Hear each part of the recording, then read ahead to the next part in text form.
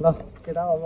ट्रेकिङमा हिँड्यो होइन अब रमाइलो चाहिँ इन्जोय अति गर्नुपर्छ है आज त लास इन्जोय गर्ने नि गर्नु पर्यो नि अनि दाजु अब कति टाढा छ अब धेरै टाढा छैन भाइ अब उयो देखिएको डाँडा छ नि त्योबाट थोरै अगाडि गएपछि हाम्रो घुम्ने ठाउँ आइहाल्छ आउँछ है रमाइलो छ एकदम राम्रो छ बिन्दास गए हुन्छ हेर भाइ ट्रेकिङमा आइएको छ होइन अब आउन त आइयो कि तर मलाई त लास्ट डर लागिरहेको छ किन मैले आफ्नो मम्मीलाई नै भनेको थिइनँ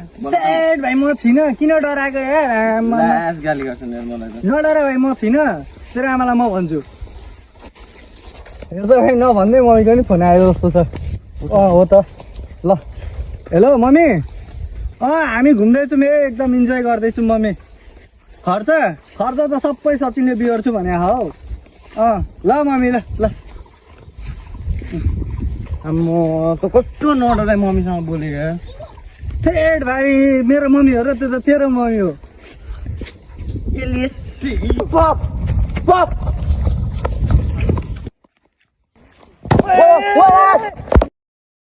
ओए कौशल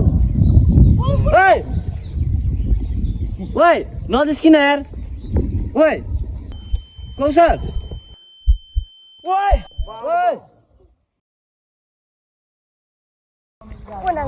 भाइ के भयो भाइ के भयो अङ्कल यहाँ हामी जिस्किँदै कौशल यहाँबाट झरिहाल्यो नि ओ माई गड किन जिस्केको यस्तो भिरबाट झर्दा के भयो होला मलाई मार्छन् अङ्कल अब के गर्ने खोजौँ अङ्कल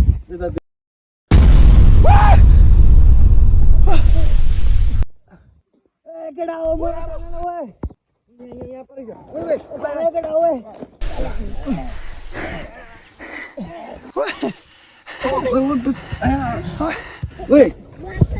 के भएन भाइ तिमीलाई बाँच्यो केही भएन बाँच्यो नि राम्रो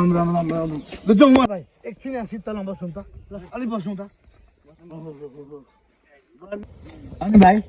चटपटक त केही लागेन नि तिमीलाई दाजु कहीँ केही भएकै छैन हेर्नु त यहाँ कस्तो राम्रो यहाँ गुडिया भेटेको छु मैले ओहो भाइ यस्तो गुडियाहरू टिपिहाल्नु हुँदैन थियो मान्छेहरूले पूजाआजा गर्दा मनसाएर फ्यालेका हुन्छन् बा मरेको मान्छेको पो हो कि तैँले बोक्नु परेको छ र यो त म पो बोकेर हिँड्छु त म घरमा लगेर सजाउँछु गर्छु त्यस्तो होइन यस्तो यो जे पाइँदै नलगे मैले भनेको मान्छे छ नि त तैँले बोक्नु पर्दैन त भाइ यो म बोकेर हिँड्ने हो ल जेसुए गर ल नबाजा राख झोलामा ल जाउँ अब जाउँ धेरै ढिलो भयो ल जाउँ शीतल भयो अब लाग्यो कति बेर लाग्छ कुन्नी पुग्न अब धेरै टाइम लाग्दैन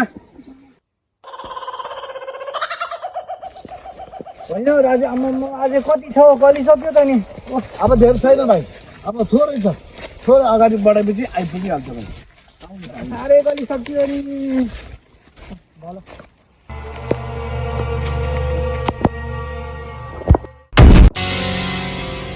दाजु हेर्नु आम्मा साह्रै गलिसक्यो अझै आउनु आँटेन छैन भाइ छैन अब थोरै छ कि अरे यार के डर मान्छे हेर्दै जाऊ न कति राम्रो हरियाली छन् कति राम्रो रुख बिरुवाहरू छ वाह यो पनि मजा आउँछ त यार अनि दाजु अनि यहाँ चाहिँ घुम्ने ठाउँ कस्तो छ हौ राम्रै छ भाइ जङ्गलको हरियालीहरू छन् ठुल्ठुला रुखहरू छन् ठुल्ठुला पाहाडहरू छन् राम्रै छ यहाँ त हिँड्न लास्टै गाह्रो पो हुँदो रहेछ त आइपुग्यो अब धेर छैन अब आइपुग्यो अघि दिन त्यही भन्नुहुन्छ खोइ आइपुगिन लागेन अब धेर छैन भाइ अब आधी जति छ बल्ल आधी आइपुग्यो भनिँदै रहेछ पुरै पुग्छ ल तँ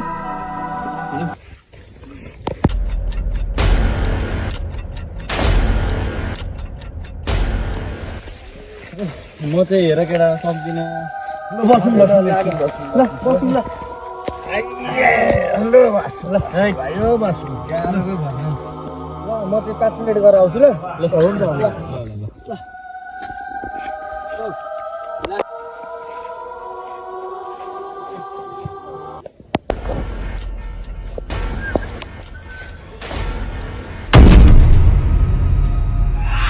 भाइ थुप्रै टाइम हो त भाइ त आएन नि त म त्यही भनेको कति 10-15 मिनट भइसक्यो आउँदै त्यही त दाजु के भयो भाइ त्यहाँ भूत दाजु हो र के बनाओस्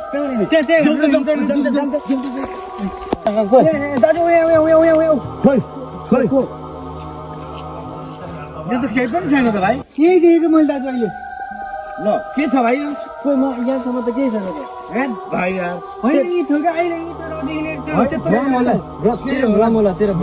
घाँस सास काट्नुहरू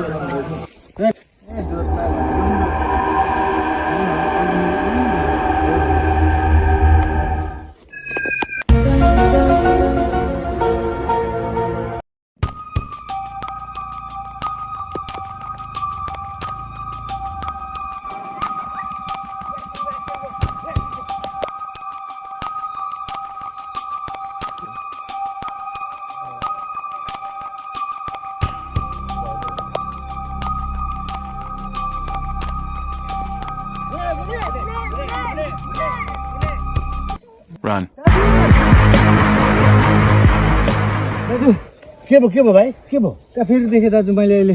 हे तरिका भाइले त के देख्दै जङ्गलमा यो जिस्किन्छ तर अघि घुमाइ जिस्किने मोड तेरो आफै ट्रेकिङ सेकिङ त आफै गर म गएको सचिन नरिसान सरी यार सचिन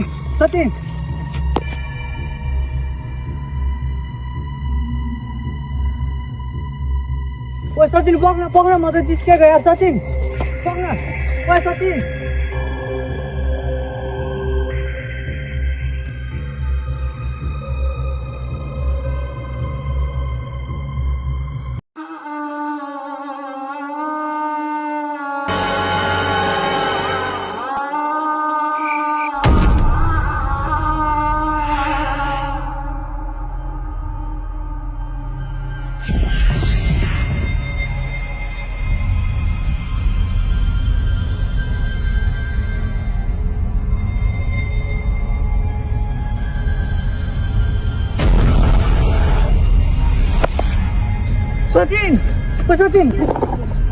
सचिन उठ नजिस्किन मलाई ओ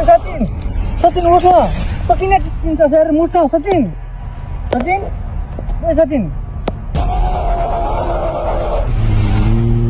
साला यही गुडियाले गर्दाखेरि होला यस्तो लोदर लाग्यो यो गुडिया म पुग्दिनँ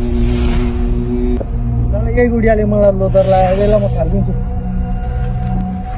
दाजु सचिन पनि त्यही त भाइ यस्तो भयो जङ्गलमा हेर साथीको यस्तो भयो अब जाउँ हामी पनि घर यस्तो जङ्गलमा बस्नु मलाई ठिक लागेन भाइ जाउँ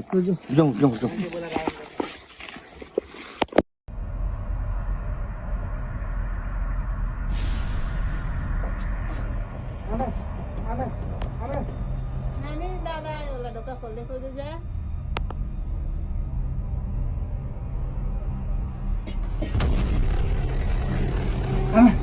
आमा के भयो बाबु सचिन त्यहाँ सचिन आमा